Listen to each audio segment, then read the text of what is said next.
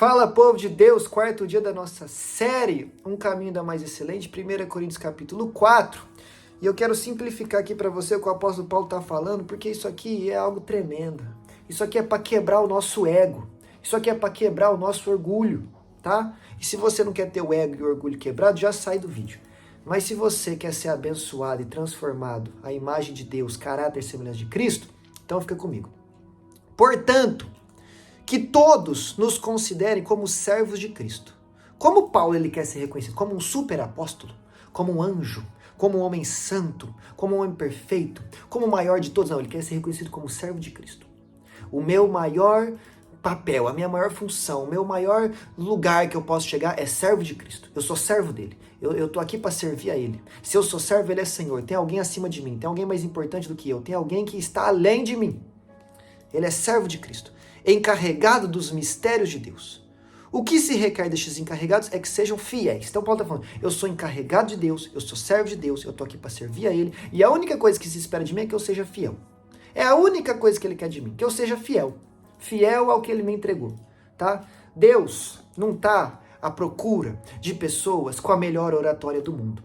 Deus não está à procura de pessoas com a maior afinação na voz do mundo. Deus não está à procura das pessoas mais inteligentes do mundo, das pessoas mais ricas do mundo, mais influentes do mundo. Se isso tiver uma das características da pessoa for essa, glórias a Deus. Mas não é isso. O que Deus está à procura de pessoas fiéis.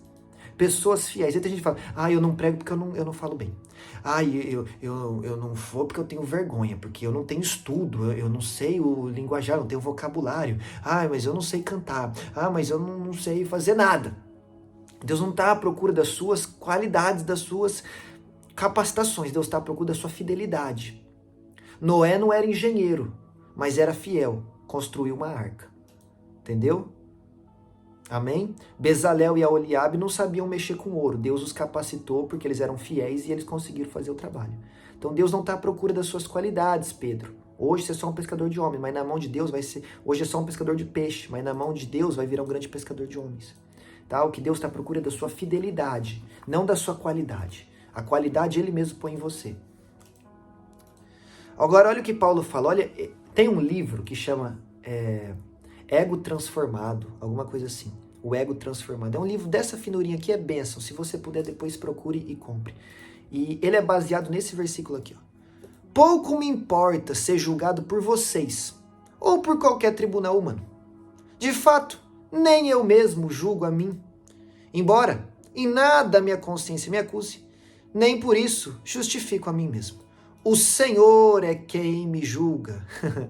Portanto, não julguem antes da hora devida. Esperem até que o Senhor venha e Ele trará à luz o que está oculto nas trevas e manifestará as intenções dos corações. Lembra do vídeo anterior? As intenções do coração. Você achou que eu estava viajando na maionese, né? Aqui a Bíblia provando o que eu estava falando. Nesta ocasião, cada um receberá de Deus a sua aprovação. Olha o que Paulo está falando. Eu não me importo do que vocês falam de mim. Eu não me importo de como vocês me julgam. Eu mesmo não me julgo. A minha consciência não me acusa, mas nem por isso eu me justifico. Então Paulo não está ligando para a acusação dos outros. Paulo não está ligando para a justificação dos outros. Paulo não se acusa, mas também não se justifica. O que ele faz? Ele fala, quem me julgará é o Senhor. Porque um dia ele virá e trará luz a tudo que está em oculto. E dará recompensa a cada um, de acordo com a motivação do coração de cada um. Isso é um ego transformado. É um ego que não se infla e não se machuca quando é elogiado ou quando é criticado. É um ego que não se auto-infla quando se elogia e nem se auto-pune quando se critica. É um ego vazio. É um ego transformado. É um ego que não existe. Paulo não está à procura de elogios, mas também não para por causa das críticas, porque ele sabe que a sua vida está nas mãos de Deus. E o que lhe importa é agradar a Deus. O que lhe importa é a aprovação de Deus e não dos homens. Gálatas capítulo 1, versículo 10. Procuro eu a aprovação dos homens ou de Deus? Se procuro eu ser aprovado pelos homens, já não posso ser chamado servo de Cristo. Em Gálatas 1,10 ele fala, só é chamado servo de Cristo quem procura a aprovação de Cristo. E aqui em 1 Coríntios 4 ele começa dizendo, eu sou servo de Cristo. Ou seja, ele está falando, a aprovação que eu busco é de Deus. Tem gente que tem problema com ego. Sabe qual é a solução para o seu ego sumir? Não é você parar de ouvir as pessoas simplesmente, tanto crítica quanto elogio. A solução para o seu ego diminuir é você mesmo não pensar em você de forma autoafirmativa ou também se punindo. Porque eu conheço gente que fala assim, eu sou o maior dos maiores e o melhor dos melhores. O ego tá inflado. Só que eu conheço gente também que só sabe falar, eu não presto, eu não sirvo pra nada, eu não tenho valor nenhum, não sei fazer porcaria nenhuma, eu não sou nada, eu sou ninguém, não vou pra lugar nenhum. Entendeu? São dois extremos errados.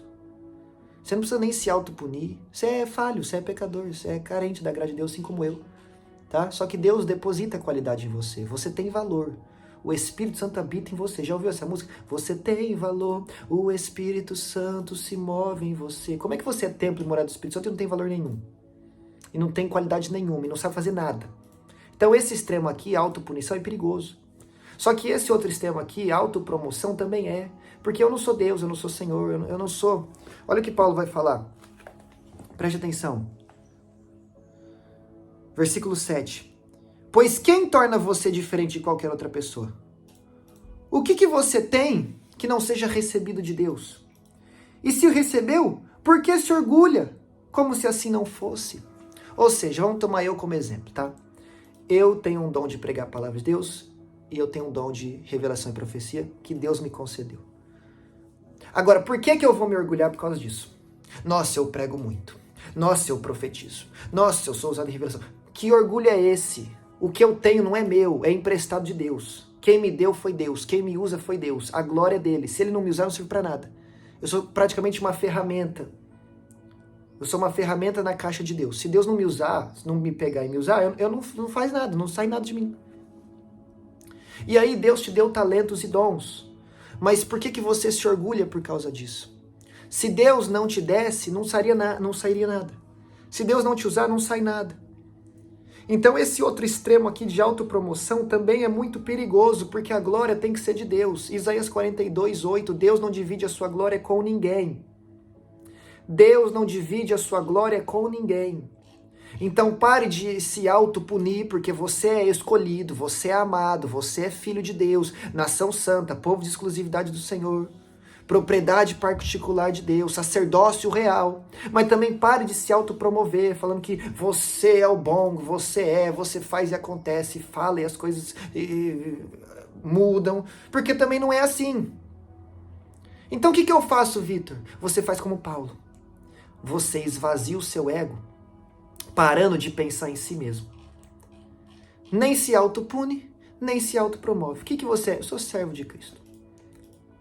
Só quero ser fiel a Ele, só quero obedecer a Ele. Mas o que você pensa de si mesmo? Não importa o que eu penso de mim mesmo. A única coisa que me importa é o que Deus pensa de mim. Paulo nem se autopune e nem se autopromove. Ele fala, eu não me julgo e eu não me justifico. O que eu faço? Eu espero.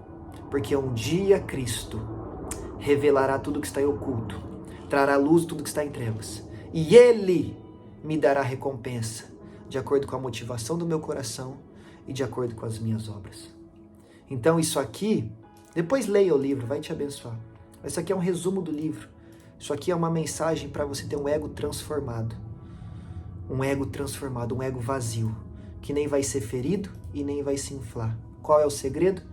Pensar menos em si e pensar mais em Deus. Colossenses 3, versículo 1 e versículo 2. Se vocês ressuscitaram com Cristo, então pensem nas coisas do alto, onde Cristo está assentado. Não pensem mais nas coisas da terra, mas pensem nas coisas do céu. Quer ter o ego transformado? Coloque o seu pensamento em Deus. Coloque o seu pensamento no céu e menos em si próprio. Amém? Pegou a visão aí? Né? E parar de disputar quem é mais homem de Deus, quem é menos homem de Deus, quem é mais isso, quem é mais aquilo, porque no fim só importa ser fiel a Deus e glorificar o nome dele. Nós não estamos aqui para disputar um com o outro, não estamos. Nós estamos aqui para cooperar um com o outro na obra que Deus nos chamou. Eu não sou melhor que você, você não é melhor que eu, Eu te completo, você me completa. Nós juntos formamos uma engrenagem. Nós juntos formamos o corpo de Cristo, que caminhamos em unidade e união, promovendo o reino de Deus. Porque aí lá na sequência do capítulo, não vou ficar lendo para não ficar extenso, mas pessoas vão se levantar para falar contra Paulo. Pessoas vão se levantar. Versículo 18. Alguns de vocês se tornaram arrogantes, como se eu não fosse mais visitá-los. Ou seja, pessoas lá em Corinto começaram a falar mal de Paulo, falar com arrogância sobre Paulo. Por quê? Porque pensavam que Paulo não ia mais lá. Falar pelas costas é fácil, né? Falar quando não tá perto é fácil. Aí quando chega na frente e dá sorriso, e abraça, e fala: ô varão, você é uma bênção. Ô mulher de Deus, hein? Mas quando tá pelas costas, fala mal. É o que o povo tá fazendo aqui com Paulo. Mas, versículo 19, irei muito em breve, se o Senhor permitir. E então saberei, não apenas os que estão falando esses arrogantes, mas que poder eles têm. E agora um dos versículos que move a minha vida. 1 Coríntios 4:20. Pois o reino de Deus não consiste em palavra, mas em poder. Em poder. Paulo não está falando de uma disputa, mas Paulo está falando assim, tem gente sendo arrogante, tem gente falando mal de mim, tem gente me criticando porque eu não estou aí. Mas quando eu estiver aí, eu quero ver se só tem palavra ou se tem poder. Porque o reino de Deus não consiste em palavra, consiste em poder. Sabe o que Paulo está falando? Eu quero ver se estão apenas falando mal de mim, ou se estão fazendo algo para o reino, ou se estão manifestando a glória de Deus, ou se estão pregando o evangelho e Deus está cooperando com sinais. Deus não coopera com sinais com qualquer um. Deus só coopera com sinais e maravilhas com quem tem vida diante da presença dele, com quem anda em santidade, com quem anda na presença do Senhor. Paulo está falando, eu quero ver se vocês são bons apenas em falar mal, ou se vocês são bons em fazer a obra de Deus. Porque eu vou chegar aí e eu não vou ficar falando mal de vocês, não. Eu vou fazer a obra e o poder de Deus vai se manifestar através da minha vida. Entendeu? Tem gente que te critica, tem gente que fala mal de você, tem gente que não te valoriza, tem gente que tem inveja, tem gente que é arrogante, tem gente que quando você vira as costas, te apunhala pelas costas. Deixa falar. Deixa falar. Porque quando você abrir a sua boca, Paulo, Deus vai se manifestar de forma poderosa que todos vão ver a verdade a teu respeito. E quando eles abrem a boca, logo se vê os frutos, logo se vê o caráter, logo se vê o coração, logo se vê a podridão que tem por dentro. Não se preocupa com o que os outros falam, não. Reino de Deus não consiste em palavra. Reino de Deus consiste em poder. Se preocupe em ser cheio do poder de Deus. Se preocupe em ter um caráter aprovado por Deus. Se preocupe em andar em santidade na presença de Deus. Se preocupe em ser chamado de servo de Cristo e servo fiel e bom servo. Se preocupe com isso. O reino de Deus não consiste em palavra. Falar até papagaio fala. O povo fala mesmo. Se concentre em ter o poder de Deus na sua vida. Lembra que nós já lemos nos capítulos anteriores? Quem é o poder de Deus? Cristo. Quem é a sabedoria de Deus? Cristo. Não se preocupe com o que os outros falam, não. Se preocupe em ter o poder. Se preocupe em ter Cristo na sua vida. O que mais que é o poder de Deus? O Evangelho. Lembra do capítulo 1? Não me envergonhe do Evangelho. Ele é loucura, para os que estão se perdendo. Mas para nós, que somos salvos, é o poder de Deus. O reino de Deus não consiste em palavras ditas da boca para fora. O reino de Deus consiste em poder. Cristo e o seu Evangelho. Deixa os outros falar. Onde você pisar, onde você abrir a sua boca, onde você erguer as suas mãos para fazer uma oração, onde você se manifestar como filho de Deus, o poder de Deus, ou seja, Cristo e o seu Evangelho, vão operar através de você e as pessoas verão quem é quem. Mas isso também não serve para autopromoção mesmo, não. Eu mesmo não me julgo, eu mesmo não me aprovo, a minha vida está nas mãos dele. Quem vai me julgar e me aprovar é ele. E por isso eu não me importo com o que os outros falam. Eu só me importo com uma coisa: agradar o meu Deus. Para encerrar, Paulo falou para Timóteo: Timóteo, participa comigo no sofrimento de Cristo, porque nós somos bons soldados de Cristo, Timóteo. E vou te falar mais, Timóteo: o bom soldado de Cristo não está preocupado com os seus próprios interesses, não. O bom soldado de Cristo, Timóteo, só tem um interesse: agradar aquele que o alistou. Quem é que te alistou para o exército do Senhor? Quem é que te chamou para ser filho de Deus? Quem é que te convidou para fazer parte da igreja viva que vai morar no céu? Foi Cristo? Foi Ele que te alistou? Foi Ele que te chamou? Foi Ele que te separou?